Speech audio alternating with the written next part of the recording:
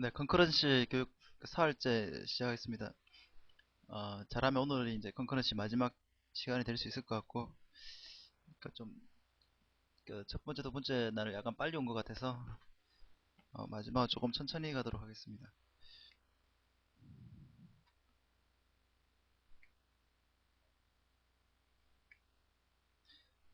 오늘 그 내용은 그 전번에 얘기한 대로 이제 컬렉션에 새로 추가된 이제 컨커런트 컬렉션들에 대해서, 자료 구조들에 대해서 좀 살펴볼 건데, 그 전에 앞서가지고, 지난 시간 약간 부족했던 부분들 약간 보완하는 쪽으로 진행을 하고 시간이 나오면은 그 컨커런트 컬렉션 쪽으로 진행하겠습니다.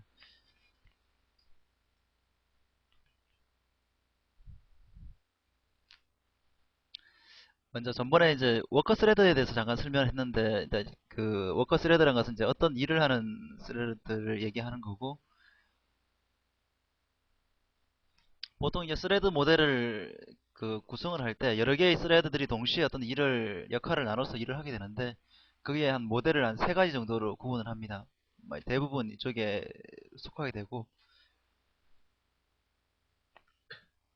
그렇지 않은 경우라면 아주 뭐 간단하게 한두 개의 스레드 간에 어떤 연결이 있는 그런 뭐 어떤 모델이라 하기에 좀 이렇게 아주 기본적인 경우가 될 것이고 그 스레드가 많이 필요한 그 워커 스레드가 많이 필요한 경우에는 어떤 이제 모델에 따라서 움직이게 되는데 그첫 번째 모델이 보스 워커 그러니까 주인과 일꾼이라 해서 혹은 이제 마스터 슬레이브라고도 표현하는데 마스터가 하나가 있고 워커가 굉장히 많은 일반적인 제일 많이 쓰는 모델일 것 같아요. 스레드 풀에서 많이 사용하는 모델이고 이때 여기 자세히 보면은 이 그림에서 보면은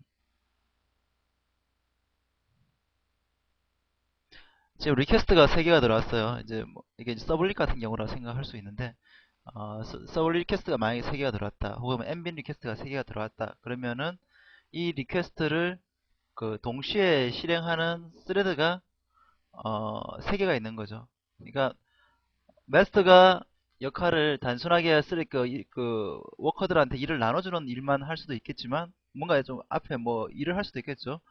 싱글 스레드가 할 수도 있을 것이고 어쨌든 마스터 스레드가 받아가지고 워커들한테 나눠주는 개념입니다. 이 같은 경우에는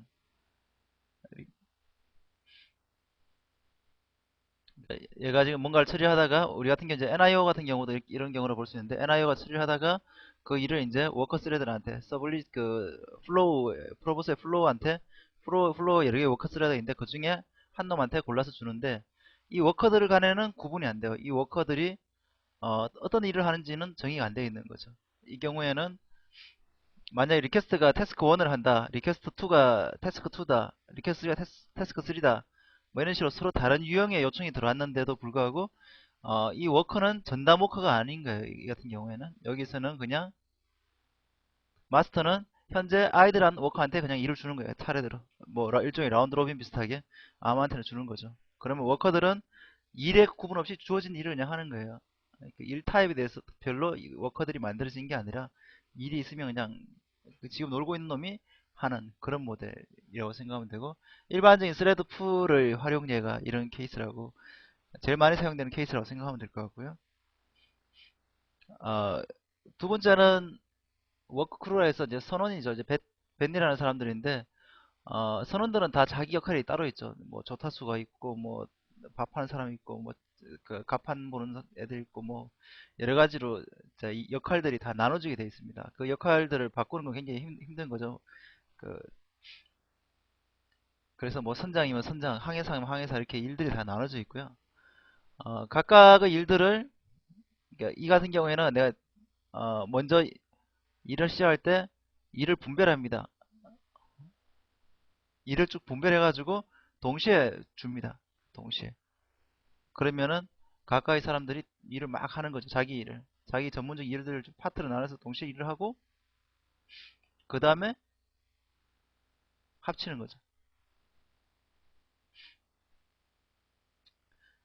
이 같은 경우는 이런 모델을 하려고 하면 그 일 자체가 그러니까 그 우리가 구현하려고 하는 업무 자체가 이렇게 잘 분할이 돼야 되는 거고 예? 잘 분할할 수 있도록 디파인이 돼 있어야 되고 어, 그리고 또 하나는 이게 뭐 여러 가지 성능적인 측면에서 봤을 때 잘 나누고 난 다음에 얘들이 끝나는 시점이 어떤 특정한 시점에서 머지를 해야 되기 때문에 만약에 파트 잡 1이라는 태스크는 일찍 끝나고 1분이면 끝나는 잡이고 파트 잡 2는 10분이 걸린다 그러면은 파트 잡 3는 1초면 끝나고 뭐 이렇게 돼 있으면은 파트 잡 2에 의해서 그러니까 10분짜리에서 전체 수행 시간이 걸려버리고 파트 잡 1과 파트 잡 3는 스레드가 계속 놀겠죠. 그렇게 되면 네. 네, 그러한 문제가 있을 수 있다는 거죠. 그러한 것들이 이제 고려가 돼서 이제 설계가 되어야겠죠.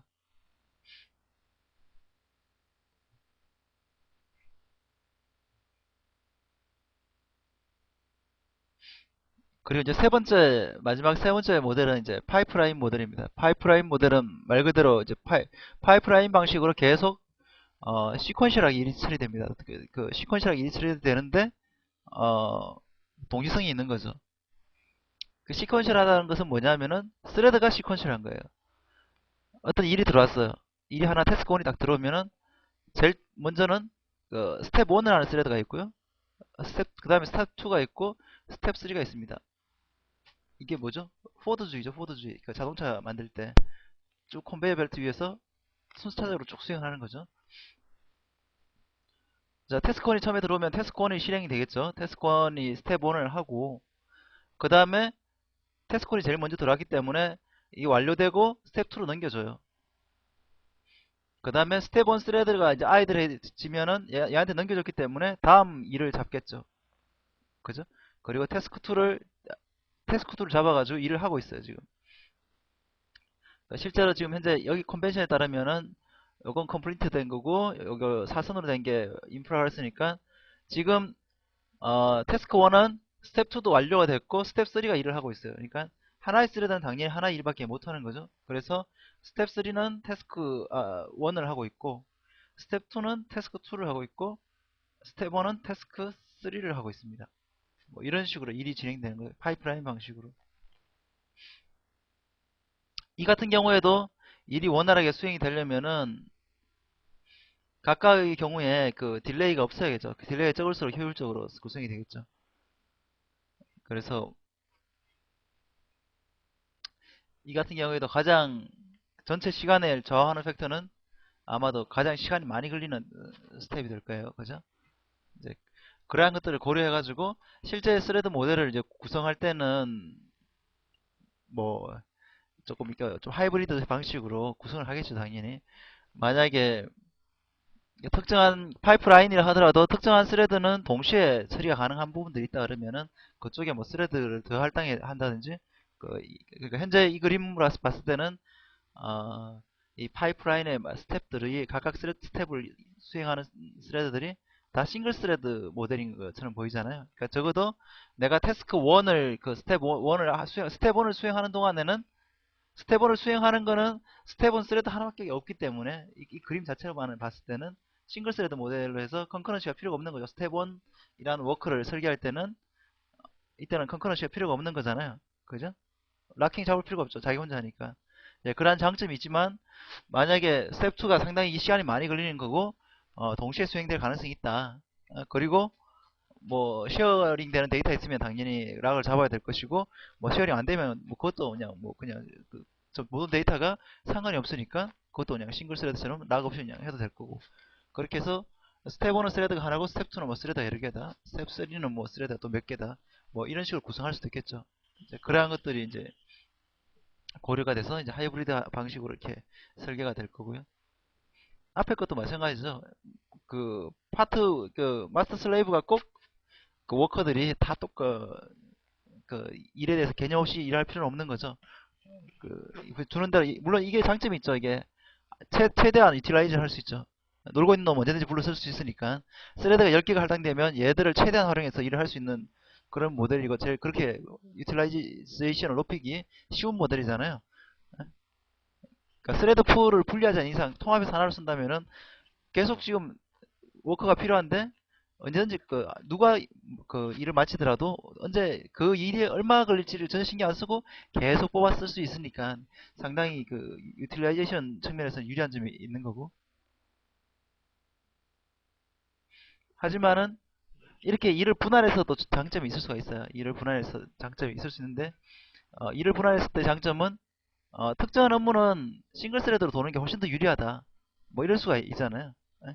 그런 경우에는 전체 워커 스레드 모델을 하더라도 모든 걸 워커로 처리하지 않고 특정 스레드는 특정한 놈한테 보낸다든지 뭐 이런 기법들을 이렇게 섞어가지고 스레드 모델을 처리할 수가 있겠죠.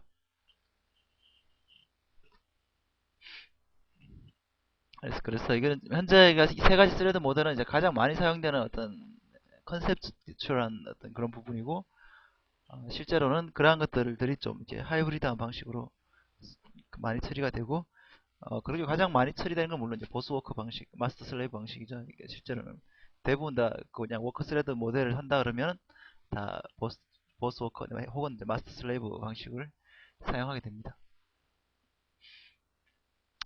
자, 그 다음에 몇 가지 이제 샘플 코드를 볼 텐데요. 이게 저번 시간에 그 볼로타일에 대한 비지 웨이스에 대한 예제가 지금 제대로 안 보여줘가지고 그 부분에 대한 얘기를 할 텐데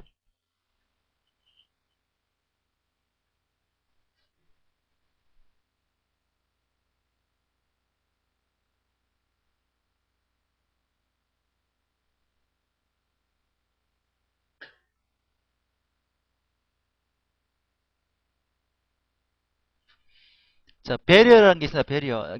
다 뒤에 가면 또 나올 건데, 그 자료 구조에서도 배울 거예요. 컨커런트 패키지에 배리어가, 사이클릭 배리어라고 있기 때문에. 배리어는 어떤 장벽을 얘기하죠. 방벽이라고 얘기해야 되나? 어, 어떤 장벽을 얘기하는 거고, 이게 배리어가 있으면은, 이게 뭐, 그, 물 같은 것들이 이제 모이게 되겠죠. 이제 방어벽이니까 쪽이, 배리어가 있으면 그것들을 넘어가지 못하게 해놓는 거죠. 그 방어벽을 쳐친다고 생각하면 될 것 같은데. 자, 실제 소프트웨어에서 배리어는 어떤 거냐 하면은, 어, 배리어가 그 특정한 미리 정의된 배리어의 컨스트럭터나 이런 걸 통해서 미리 정의된 개수만큼 콜 될 때까지 그, 그 콜한 엑시큐션 스레드들을 블락킹 시켜 놓는 역할을 하는 거예요. 그래서 n번째 콜이 되면 그때 동시에 지금까지 블락킹 되어 있던 n개의 스레드를 한꺼번에 다 풀어줍니다. 현재 이 그림에서 보면은 자 이게 시간축이니까 자 이쪽으로 당연히 이제 x축이 시간축인데 T1이 먼저 도달해가지고 여기서 배리어를 콜했어요. 배리어의 이제 메소드를 이제 콜한 거죠. 그러면은 배리어 크기가 지금 3이에요, 3. 그죠?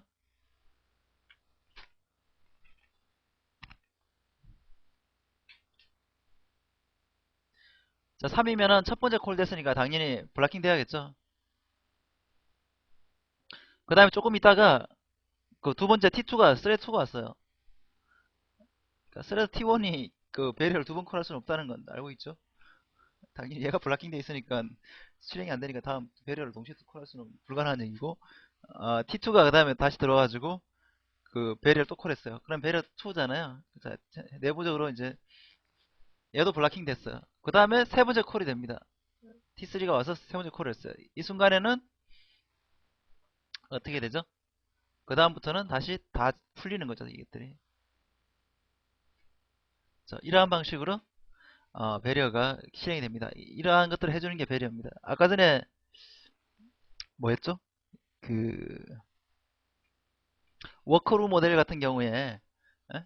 해당하는 놈들이 다 일이 끝내야지 그 멀지를 할 수 있잖아요. 에? 파트 잡들이 다 끝나면 그런 경우에 또 이게 배리어 방식을 활용할 수 있겠죠. 자,